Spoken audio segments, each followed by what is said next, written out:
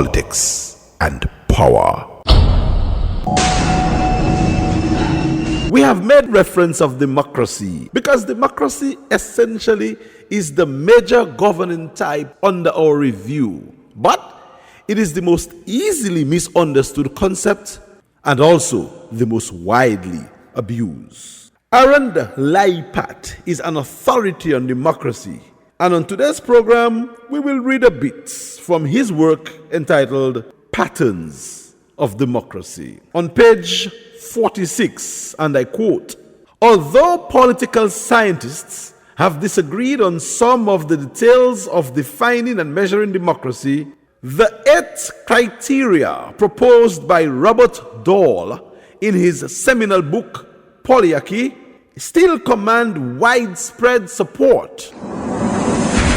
Number 1, the right to vote, the right to be elected, the right of political leaders to compete for support and votes, elections that are free and fair, freedom of association, freedom of expression, alternative sources of information, and institutions for making public policies depend on votes and other expressions of performance. These requirements," the author continues, "are already implied in Lincoln's simple definition of democracy as government by the people and for the people.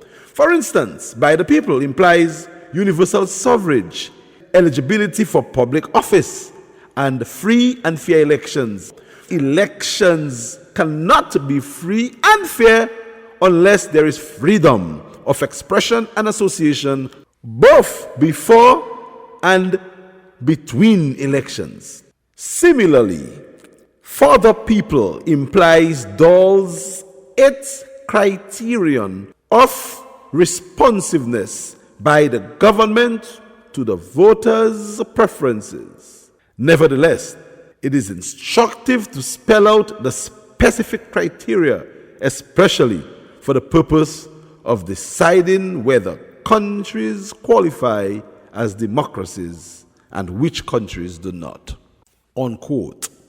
You see, democracy is not what one wants it to be, but it is what it is. And there are authorities on the theory who have articulated in very clear details. And I again quote from Leipat on page 282 of his text, where he writes that political equality is a basic goal of democracy, and the degree of political equality is therefore an important indicator of democratic quality.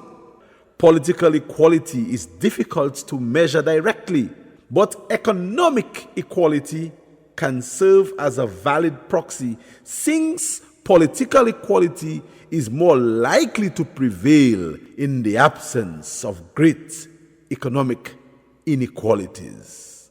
Unquote.